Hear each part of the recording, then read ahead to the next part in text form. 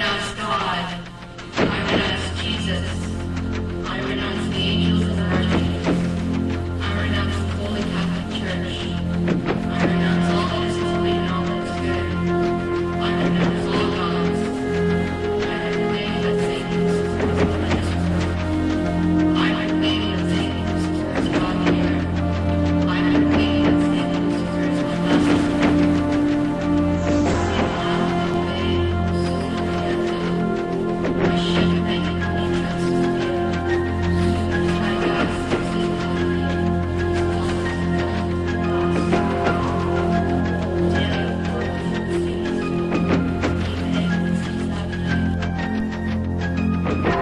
The God you save may be yourself.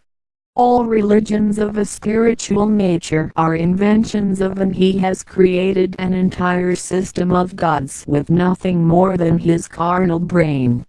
Just because he has an ego and cannot accept it, he has had to externalize it into some great spiritual device which he calls God. God can do all the things man is forbidden to, such as kill Piakwani, perform miracles to gratify his will, control without any apparent responsibility, etc.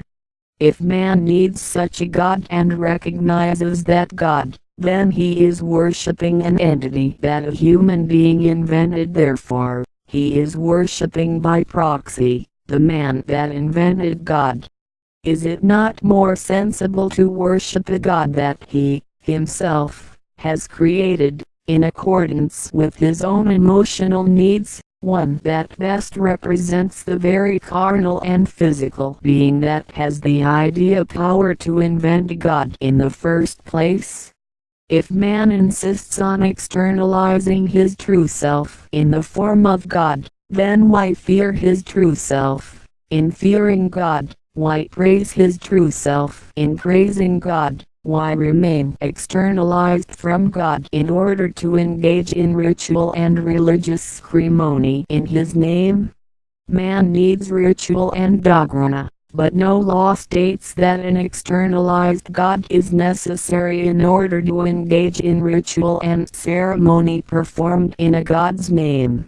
Could it be that, when he closes the gap between himself and his God, he sees the demon of pride creeping forth, that very embodiment of Lucifer appearing in his midst? He no longer can view himself in two parts, the carnal and the spiritual, but sees them merge as one, and then to his abysmal horror, discovers that they are only the carnal, and all was word.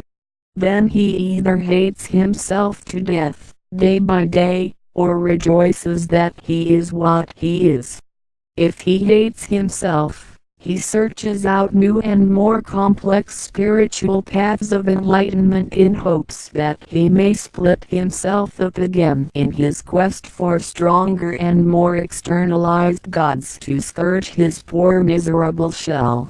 If he accepts himself, but recognizes that ritual and ceremony are the important devices that his invented religions have utilized to sustain his faith in a lie, then it is the same form of ritual that will sustain his faith in the truth, the primitive pageantry that will give his awareness of his own majestic being added substance.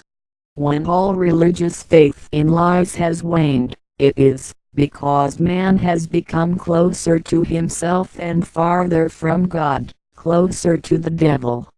If this is what the devil represents, and a man lives his life in the devil's fame, with the sins of Satan moving his flesh, then he either escapes from the cacklings and carpings of the righteous, or stands proudly in his secret places of the earth and manipulates the folly-ridden masses through his own satanic might, until that day, when he may come forth in splendor proclaiming, "I am a Satanist. Bow down, for I am the highest embodiment of human life."